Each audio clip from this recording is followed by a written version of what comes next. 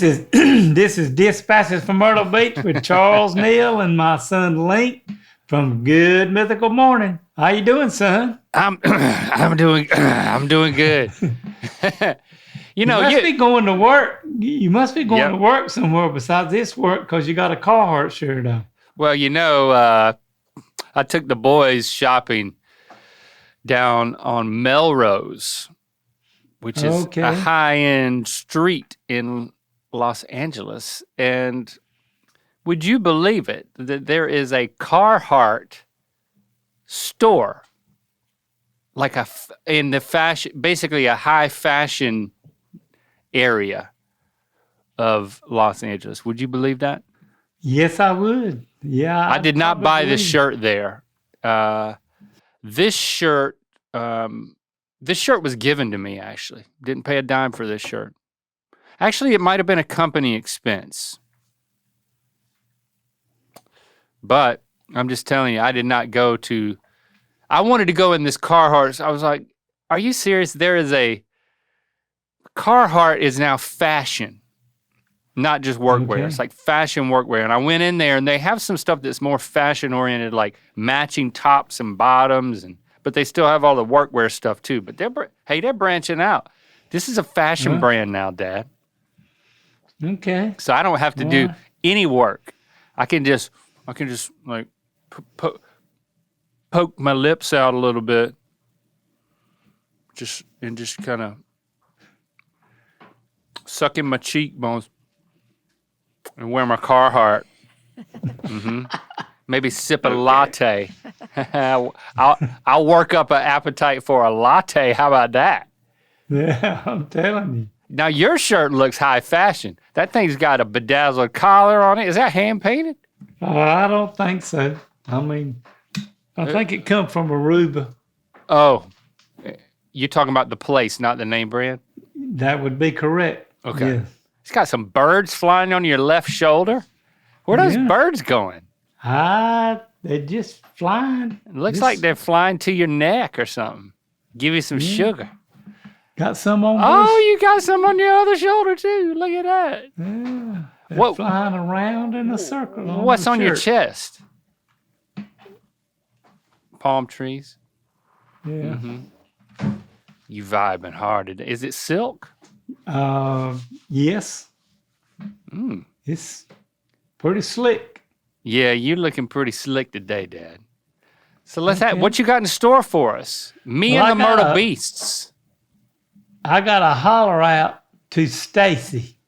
All right. And I reckon it's a good thing I got this shirt on because the holler out to Stacy says, Charles, if you were an animal, you'd be a beaver because damn.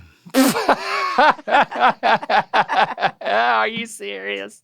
Why are you sending in your emails to yourself using fake names? If you were an animal, you'd be a beaver because damn. Beavers build dams. Well, okay. All right. Yeah, I agree with that. Well, thank you. Yeah. Is that one that you might use on somebody else? Maybe use that one on Nancy next time she puts on something you like and y'all are going out to do something. Yeah, that'd be a good. That's a good idea. I need all the help I can get sometime. Yeah, but I compliment her, but I'm. So don't read it. Let's practice it. Don't read what's her name? Stacy. Stacy said. Just say it. Let's role play as if you're seeing. Say, Nancy, if you were an animal. I'll say, Nancy, if you were an animal, you'd be a beaver. And damn. No, that's not right. All right, you gotta. Because. Okay, Charles, Nancy, if you were an animal, you'd.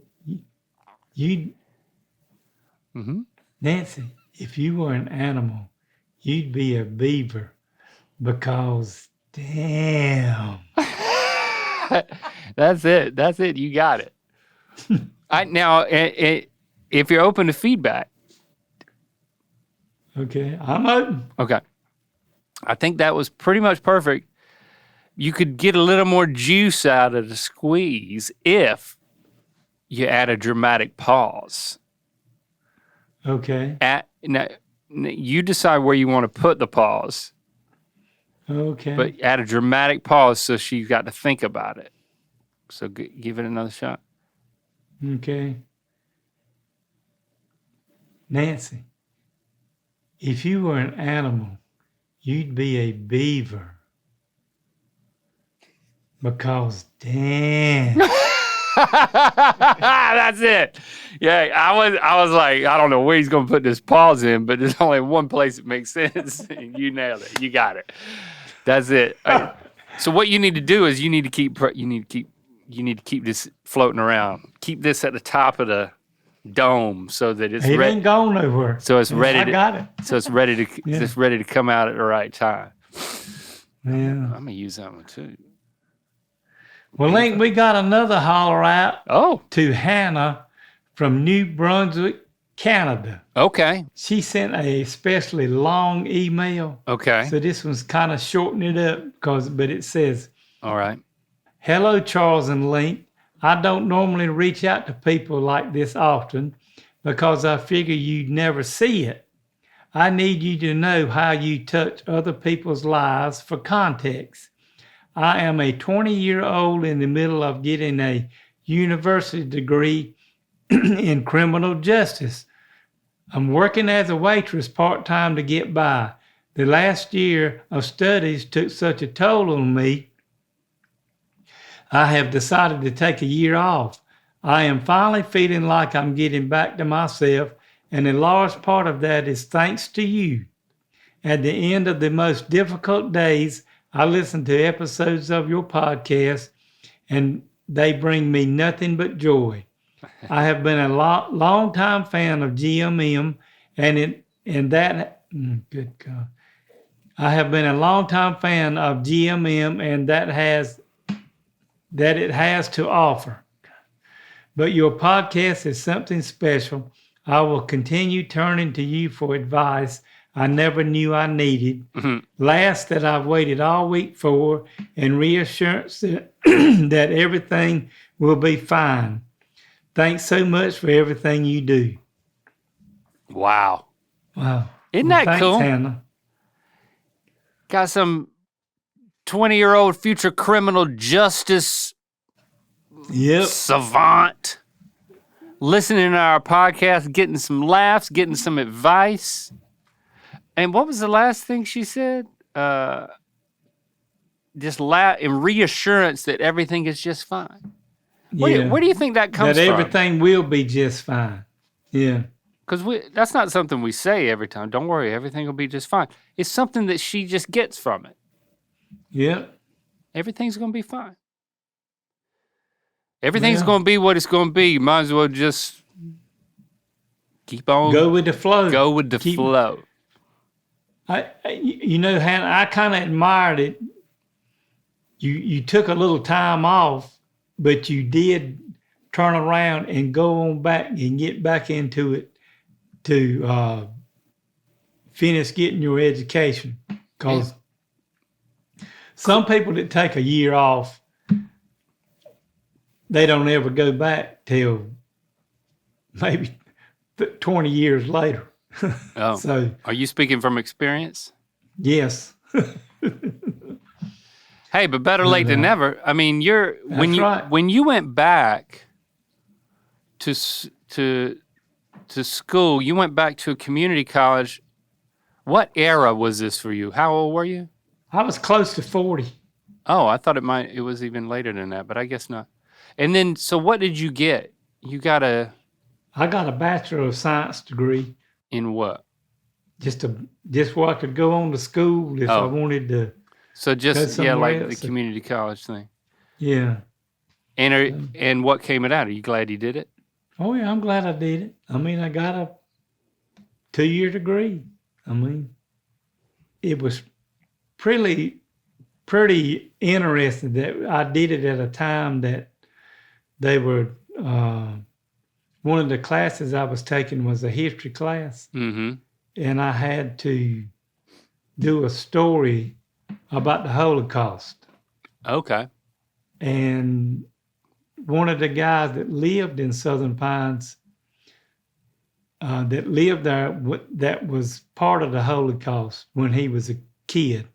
Oh. Or like 17, and I got to meet him and talk to him, and he read my paper and at a thing one night at Sandhills, what I had written. So you interviewed him and wrote about him, and then he read it. And then he read it they were having a thing about the Holocaust at the school, and he picked my paper and read it. Oh, that sounds like a lot of pressure. I guess. Well, he said I guess he was happy with it. So Hannah, you just keep up the good work, and we're gonna keep sending out these podcasts and straight to you, hoping you get a laugh and know to just keep on keeping on. Because hey, criminals need justice too. Yeah, they do need justice. Criminals need justice. They need some justice for what they did. That's right. I ain't going. Well, Link, we got a thing here, and here we're going.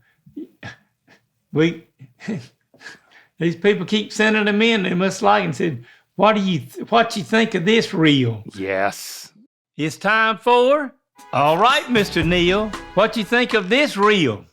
And I got one from Daryl. Daryl. Says, what do you think of this? All right. Is it paint related? Let's see. I painted the fence using a sponge, and this is how it went. Fence this part of the garden hack. fencing needed some TLC, so I thought I'd give this hack a go. You're going to need some rubber gloves and old clothes because it can get messy. It goes on so smoothly and gets to all the parts that you can't usually get to. Another thing that I love is because it goes on so thickly, you only need to do it once. This is the first part of the garden glow up before we get some sleepers down to create a border all along here, and then I can't wait to get planting. This is such a great quick hack, and after the big garden tidy up, I can't wait to turn my ideas into reality. Wow, Dad. I'm looking at your body language. You got your fingers on your forehead. You're shaking your head. This woman is empowered. She says that now she can do all types of stuff. She used a sponge on a fence. Well, Daryl, all that sponging and fixing, I mean, it looked like you did a pretty good job, but They make a little thing called a weenie roller, and it's about that big. And you can get them about that wide, or you can get them like 6 inches wide. Okay. And all you got to do is just did all that dabbing and painting you did. All you got to do is just dip that little weenie roller in a. Hey, you might not even have to wear a pair of gloves to use this. And just take and dip, and they make a little pan that you can put your paint in, and it's got a little handle on it. You can roll it, and you can just dip that in there and roll up and down, and it'll put it in all them crevices and all that stuff. So, I mean, that's a pretty good hack, but it's a lot more work than I want to put into it. Mm. So I'm going to get one of these little weenie rollers, and I'm going to roll that fence and be done with it. That's just. Maybe they don't have the weenie rollers in England or something. I think I detected an accent. I think they got weenie rollers anywhere. All right. I guess they're called that because they're shaped like weenies. Yeah, just little, like a hot dog, like a weenie. Like a little sponge. Yeah, that's what. So. All right. Look at that. He called you. Look at that. He has the answers. You got to come here first before you start painting stuff. Yeah. Well, Link, we got another one from Hannah. Okay. He says, oh, Lord, I found a new use for your tomatoes. You might like this, Link. Okay, I know you've been canning all types.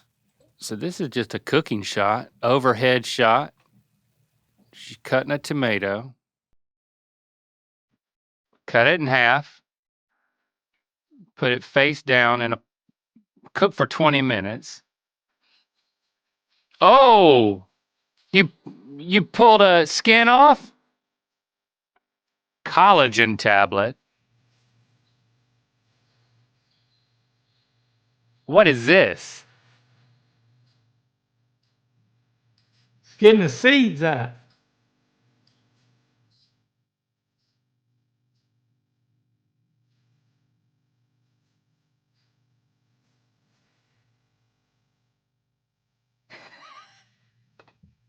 What? Hannah, I'm trying to figure out where you got that little machine from to make a collagen mask, but A what? a what is collagen mask where you're supposed to. I guess you can make your own beauty masks if you throw a collagen tablet in. So she cooked tomatoes. I thought that was the hack. She cut a tomato in half and then put them both. I thought she was going to do that so you could can them and put them in a jar. Is that what you do? That then the skin just peels off like a burn victim? We usually just put them in a pot of boiling water and boil them for about 3 or 4 minutes, take them out and just pull the skin off, and then we just core them out. So, that's kind of magic. So do you feel like she went another level of magic by turning it into something she just put on her face? Hannah, I'm not a collagen, whatever you call it, mask person. But there's a lot of ladies that are. But what's a tomato going to do to your face? It's acidic, right? I mean, you don't want to put ketchup on your face. Well, it didn't look like it had none of the juice that came out of it that came down. It was just the water out of the tomato, and the collagen tablet made it just a But why do you want tomato on your face? I mean, they're naturally packed with vitamins, antioxidants, and acids that offer several dermatological benefits when applied topically. Okay. I'd much rather put it on my face than in my face. You know? The mouth part of my face. In your mouth. Yeah. Yeah, of course. Matter of fact, I'd be willing to put it anywhere besides my mouth before I'd put it in my mouth. Well, I don't know, but you know, Hannah, this is really not a bad use of a tomato for somebody that uses the collagen, and after what Logan said, that it gives you, helps get the stuff out of your pores in your face, make the zits come out and all that stuff. Do you want to get one of these machines? You want to start making masks? No, I done told you I won't doing this. All right. He done told me. But maybe, but I can tell you something else, Hannah, that tomatoes are good for. But it don't happen anymore. But when I was growing up and we were priming tobacco, and you got all that gunk on you, you know, that tobacco tar and turn back. It's like sticky. Yes. If you had a whole bunch of tomatoes and where you was growing them out of the garden, you'd go out there and get the tomatoes and squeeze them in your hand, put them on there and wash them with it, and you could take a rag and just wipe all that stuff clean. So it was like a solvent. Yeah. Well, it's kind of the same thing. You were given a dermatological treatment to your hands. To my hands, yeah, I'm telling you. Yeah. Let me see. How are your hands looking these days? Well, they're pretty skin up right now. Let me see. I've actually, hold it up. I have noticed. Why you got all those? I got all these. What is that? Is that those are places where you've hit? That's a blister. That's where I skin them up, putting all that screen on. And let's see, and I don't know if you can even see that one. That's the blister from pulling the cord on the drill, putting all them screws in, putting the pieces up to put the screen in. Well, you need to start soaking your hands in some of those tomatoes. Open the jar and put your hand down in there. Okay. I mean, people put cucumbers on their eyes. Yeah. And put tomatoes on your face. I don't know what else. All right. I got another one from Henry. I found this reel on Instagram and immediately thought of you. Who needs a paintbrush? What the hell? It's the old woman painting. That was hilarious. What? Oh my God. Todd will die. Oh yeah, Mr. Professional Painter. Uh-huh. I'm sending it to him. So she's painting. She's like finger painting a wall, but with the palm of her hand. Well, she patched the wall up and she didn't have a brush, so she just poured it in her hand and rubbed it on the wall. Hey, listen, I like the ingenuity because instead of all she had to do when she got through then was wash her hand. Yeah. And be clean. She didn't have to clean the brush out.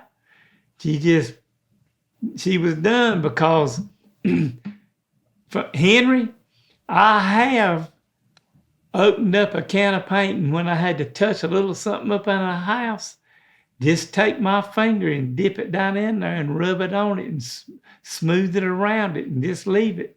So this ain't my first rodeo touching something up and watching somebody do it with their hand. Literally touching it up. I don't know if I ever did it with a spot that big, but, whatever it takes to get the job done, that's what it takes to get the job done. I never know exactly how you're going to respond to these. But here you are loving this woman just using her hand.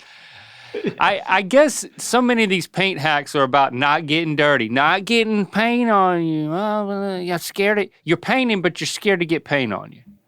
So and this woman poured it in her hand. This is the opposite. Yeah. I bet you some tomato juice would have helped with that too. The removal. Yeah, it might have. But so I liked it. I thought she was. He liked it. Pretty soon. Yeah. You got another? I got one from Lauren. Okay. Oh my God. What did it say? Look at what I trained my dog to do. Okay. Lord, I might. If he ever has anything to do with me, this get is Rusty like to do this. This is a poodle in a shower? Yeah. With a towel over his ears. Towel over his ears. Okay. That dog looks like Gypsy. Yeah, your old dog. The dog is standing on his back legs, dancing to the beat. I swear, I love it. It looks just like Gypsy, the little dog we had. I'm telling you. Could you get Gypsy to do that? Maybe with some work, I doubt it, but I don't know. I mean, Lauren, that's pretty good what you trained your little dog to do because it brings back memories of my little dog. I mean, but I don't know how you did it. And I don't recognize that AI stuff, but what are you looking at me like that for, Link? I'm glad this reminds you of Gypsy.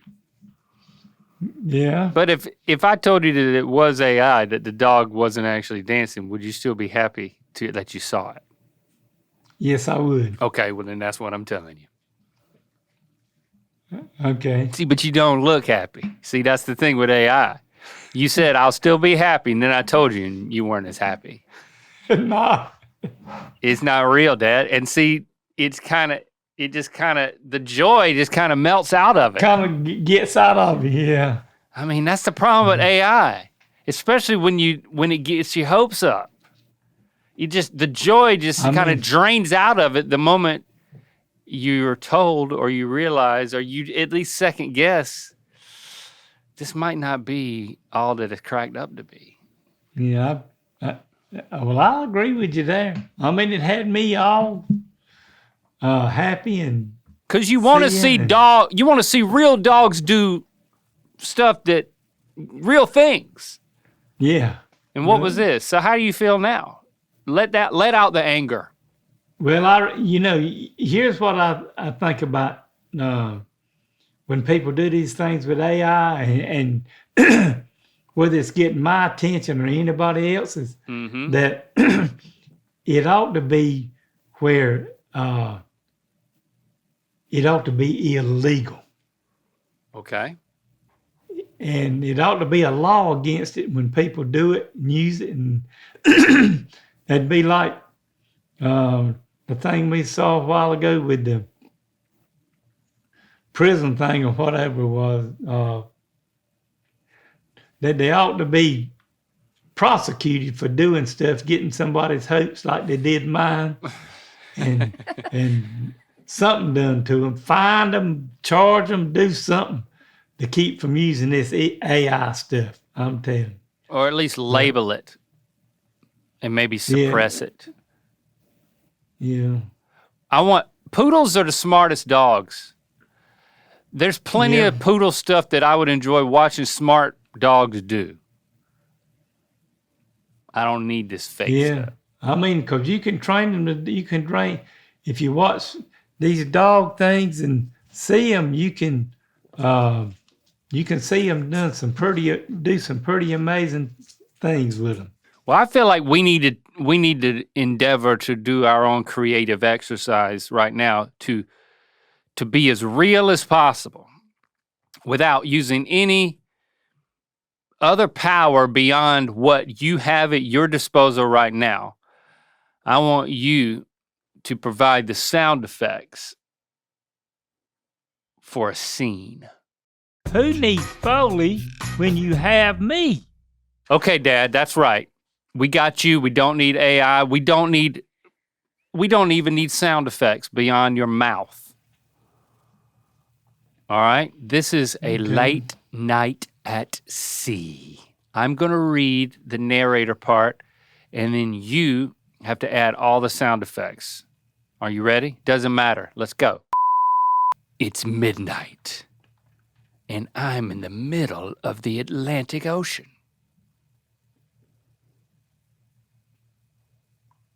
Come on, Dad. You got to add sound effects. Ocean.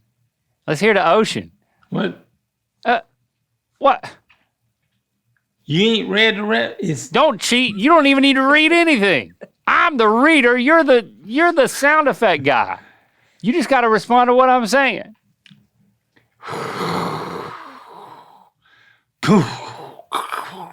It's windy. It's real windy. Okay. The waves are crashing beneath the boat. Okay. All of a sudden, the boat seems to hit something big and I fall to the ground. Boom!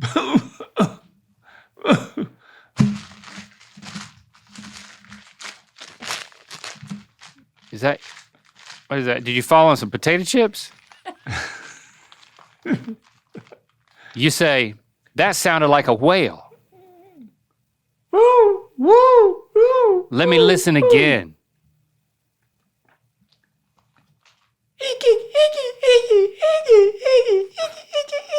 Wait, is that a dolphin?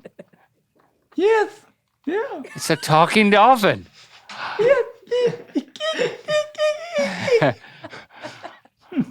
That's definitely a creature I don't recognize.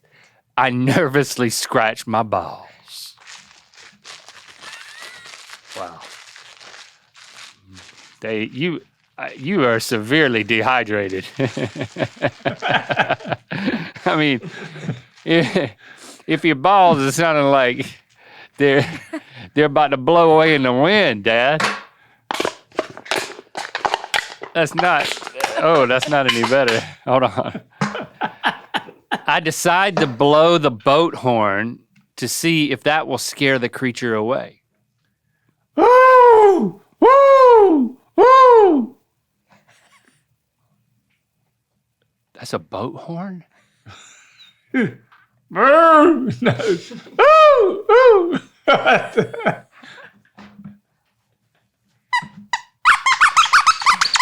Hey, come on. We need to come back to reality. I mean, a boat horn, like a foghorn, like a... Oh! Woo! That was my best horn thing a while ago. Woo, woo, woo. It's more like a whistle. How about? All right, it's quiet. It seems like the creature is gone. So I decide to take a leak into the ocean at the front of the boat. Splat,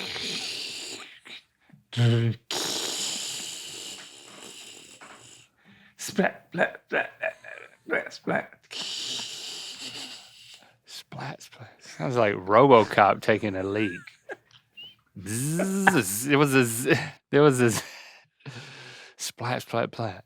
All of a sudden, a great white shark comes hurtling out of the water and lands partly on the boat next to me.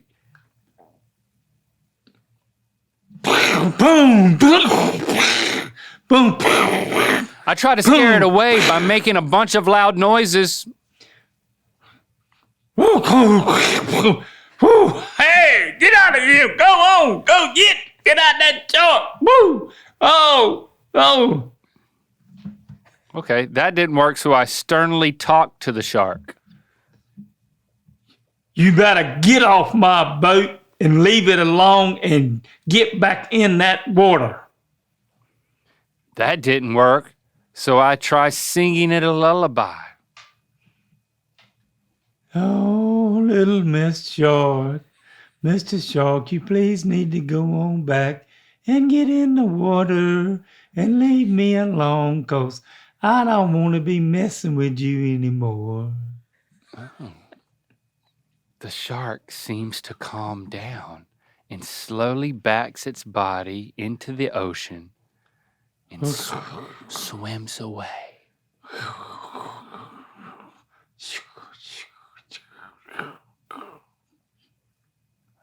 But boy, that really scared the mess out of me. I got to clean out my pants off the front of the boat into the water. Oh, Lord. Oh, what a mess. Oh, Lord. What is that? Scraping? I'm washing my butt. Okay. All right. In the water. Oh. All right. And he comes up and he gives you a kiss on the hiney.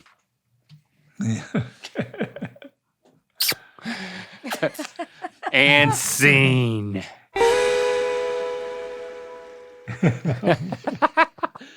Wow. Wow, Dad. Sometimes you just never know. Sometimes you just never know until you try it what you're going to get out of Charles. Well, Link, I'm glad we got rid of the shark. Yeah. And everything. So, but all you Myrtle Beasts, it was fun having you all here with us today, and we'll be back next week for another one. And don't forget to follow and subscribe wherever you get your podcast and on YouTube. And while you're at it, rate and review us on Apple Podcasts. And if you got a question, comment, or story you'd like to share with me, email me at ratherbeshagging53@aol.com. And y'all have a great rest of your week. And Charles makes a bunch of sound effects. Yes, he does. Yes, he did. All right. Love you, son. And Link says he loves you. Shop the new Chickatrice plush keychain at mythical.com.